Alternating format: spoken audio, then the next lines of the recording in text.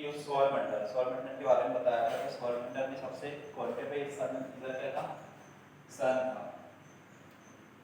सन था यहाँ पे, सन के जो पास वाला गया था उसको क्या था, बुध था। बुध के बाद शुक्र, शुक्र के बाद पृथ्वी, पृथ्वी के बाद मंगल। और ये क्या थे, क्षुद्र ग्रह। क्षुद्र ग्रह के बाद इधर कौन सा आ गया था, बृहस्पति। बृहस्पति के बाद शनि, शनि के बाद अरुण और वरुण। कितने ग्रह देखे थे। जो यहाँ वाला ग्रह था ये बुध ग्रह। बुध ग्रह के पास वायुमंडल नहीं था और सन के पास में था, लेकिन उसके बावजूद भी ये क्या है, गर्म नहीं था। अपन उसके बाद आगे देखे थे तो आगे में क्या था, शुक्र ग्रह। शुक्र ग्रह पर CO2 का आवरण है, मतलब कि वायुमंडल है, CO2 गैस का वायुमंडल है। और इस पर जो सन का प्रकाश आता है आने देता है लेकिन जाने नहीं देता है। तो क्या ये सबसे गर्म ग्रह हो जाएगा। सबसे गर्म ग्रह हो जाएगा तो सबसे चमकीला भी होगा, सबसे चमकीला ग्रह है। और पृथ्वी के पास में तो पास वाला ग्रह हो गया। और ये इसकी एक खासियत है कि ये उल्टी दिशा में घूमता है, इधर से 2 नंबर और इधर से 2 नंबर, इधर से अरुण और इधर क्या हो गया, शुक्र। जे पूर्व से पश्चिम की ओर घूमते हैं। बाकी सभी ग्रह पश्चिम से पूर्व की ओर घूमते हैं, जैसे पृथ्वी घूमती है। और इस पर ही बहुत धीरे धीरे घूमता है। सबसे तेजी से घूमता है अपने अक्ष पर बृहस्पति, और जो शुक्र है वो बहुत धीरे धीरे घूर्णन करता है अपनी जगह पे। तो ये घूम जाता है कितने, 243 दिन में घूम जाता है। इतने ही घूमता है, धीरे धीरे घूमता है, और इतने ही दिनों में ये क्या, सन की परिक्रमा भी कर देता है। तो एक दिन एक साल के बराबर कौन से ग्रह पर होता है, तो शुक्र ग्रह पर होता है। उसके बाद आता है क्या, पृथ्वी। पृथ्वी का एक उपग्रह है चंद्रमा, और इन दोनों के पास उपग्रह नहीं है। उसके बाद आगे बढ़े पृथ्वी, पृथ्वी के पास आगे मंगल। मंगल के पास 2 उपग्रह है, एक है फोमोस और एक है डीमोस। जो डीमोस है पूरे सौरमंडल का सबसे छोटा ग्रह है। कौन सा, डीमोस। फिर इसमें क्या आ गए, क्षुद्र ग्रह आ गए। ये क्षुद्र ग्रह अभी बता रहा हूँ। उसके बाद क्या, ये क्या है, जुपिटर, बृहस्पति। बृहस्पति पर पूरे सौरमंडल का सबसे बड़ा उपग्रह है, इसका नाम क्या था, ग्रेनिमेड। उसके बाद आगे बढ़े तो आगे देखा शनि। शनि के पास 7 झंडे हैं, ऐसा दिखते हैं सर्कल जैसे ऐसे कुछ दिखते हैं। इसके पास 7 झंडे हैं। और शनि के पास उपग्रह भी है। इसके पास कितने उपग्रह हैं, 81। इसके बाद कितने हैं, 90, 79। उसमें से कितने को मान्यता प्राप्त है, 16 को, और इधर कितने को है, 21। सबसे ज्यादा उपग्रह किसके पास हो गया, शनि के पास हो गया। इसमें से 21 में से सबसे बड़ा एक उपग्रह था, उसका नाम क्या था, टाइटन उपग्रह था। ठीक है। उसके बाद आगे बढ़े, अरुण ग्रह। अरुण ग्रह के पास छंदे हैं, इसके पास 7 है, इसके पास 5 है। ये इतना झुक गया है कि ये पूरा लेटा हुआ दिखाई देता है, तो एक लेटा हुआ ग्रह बोलेंगे। इसका जो अच्छी झुकाव है वो 80 डिग्री झुक गया है। जैसे पृथ्वी अपने यहाँ 13.5 डिग्री झुकी हुई है, वैसे जो क्या 80 डिग्री झुक गया है, लेटा हुआ ग्रह। इस पर मीथेन गैस की अधिकता है, इसलिए हरा ग्रह कहलाता है। ठीक है। मीथेन गैस की अधिकता होगी। और सबसे ठंडा ग्रह कौन सा होगा, वरुण। सबसे पास में कौन सा है, बुध है। तो सन की परिक्रमा सबसे तेजी से कौन कर लेगा, बुध कर देगा, 88 दिन में कर लेता है ये। और सबसे लास्ट में कौन करता है, वरुण करता है। वरुण कितने, 267 साल में कर लेता है सन की परिक्रमा। इतने ही देखे थे इसमें। उसके बाद कहाँ चले गए थे, क्षुद्र ग्रह। क्षुद्र ग्रह तो यहाँ से कोई क्षुद्र ग्रह अपने मंगल ने अपने गुरुत्वाकर्षण बल से उसको खींचा तो मंगल पर भी गिरेंगे, लेकिन क्या होता है कि मंगल खींचने के बाद आगे बढ़ जाता है, लेकिन क्षुद्र ग्रह तो आ रहा है तो पृथ्वी पर भी गिर सकते हैं। पृथ्वी पर गिरेंगे तो पृथ्वी कैसे घूम रही है, वो पश्चिम से पूर्व की ओर घूम रही है, कुछ ऐसी घूम रही है। तो जब ये गिरेंगे तो यहाँ से ही आया क्षुद्र ग्रह।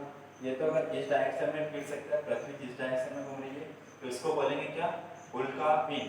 और पृथ्वी के अपोजिट साइड से गिर गया इधर से इस तरफ, तो इसको क्या बोलेंगे, बोलाइट। इधर वाला उल्का पिंड और इधर साइड गिरा तो बोलाइट। यही बताया था। उसके बाद देखे थे सन और पृथ्वी परमाणु में रहते तो इनकी करवाए थे तुलना। तो सबसे पहले देखे थे क्या, कि जो सन है, पृथ्वी, सबसे पहले व्यास देखे थे। जो पृथ्वी का व्यास है सन के व्यास से कितना अधिक है? 109 गुना अधिक। सन का व्यास पृथ्वी के व्यास से 109 गुना अधिक है। उसके बाद क्या देखे थे? मास, द्रव्यमान। पृथ्वी का द्रव्यमान, जो सूर्य है उसका द्रव्यमान पृथ्वी के द्रव्यमान से कितना अधिक है? भूल गए?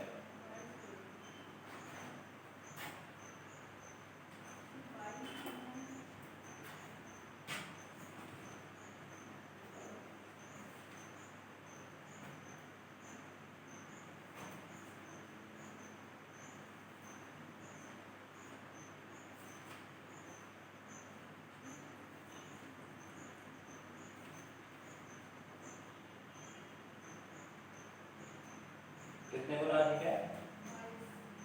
22 गुना, 28 गुना। चलो आगे बढ़ते हैं। उसके बाद क्या मास देखे थे, फिर क्या देखे थे? घनत्व देखे थे या ग्रेविटेशन फोर्स। जो पृथ्वी का घनत्व है सूर्य के घनत्व से कितना अधिक है? 28 गुना। क्यों? उसके बाद क्या देखे थे? जो पृथ्वी है, पृथ्वी का एक उपग्रह है, क्या है? मून है। तो उससे पहले क्या देखे थे कि पृथ्वी बीच में क्या है? सन है, और इसकी परिक्रमा कौन कर रहा है? पृथ्वी कर रही है। अर्थ यहाँ भी रह सकती है, यहाँ भी रह सकती है। जो पास में वाली ये स्थिति सन के पास में जब आ जाएगी पृथ्वी पे, ये स्थिति कौन सी कहलाएंगी? अपसोर। और जब दूर वाली स्थिति रहती है ओपसोर। जो बीच में जो एक लाइन रहती है दोनों को मिलाने वाली, इसको बोलते हैं एपिसेट लाइन। एपिसेट लाइन की लंबाई कितनी थी? 14.96 करोड़ ईयर, इतनी थी। उसके बाद जे अपसोर की स्थिति कितनी तारीख को पड़ती है?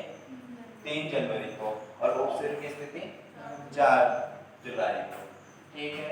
उसके बाद पृथ्वी है, पृथ्वी की परिक्रमा एक उपग्रह करता है कौन? चंद्रमा। जब चंद्रमा भी कुछ इस प्रकार की ये वाली स्थिति में आ जाएगी कि बीच में पृथ्वी रहेगी और चंद्रमा इस तरफ है, इस तरफ।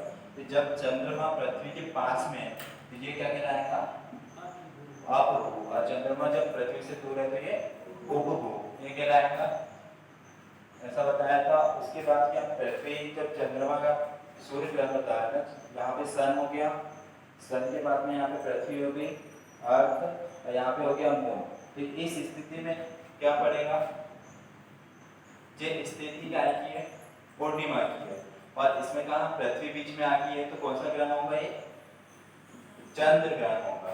उसके बाद क्या? नीचे सन रहेगा, यहाँ पे मून रहेगा, और यहाँ पे अर्थ रहेगी। तो जब अपन अर्थ पे है, अर्थ से जब चंद्रमा बीच में आ जाएगा तो सन दिखाई नहीं देगा। तो इस स्थिति में सूर्य ग्रहण हो जाएगा।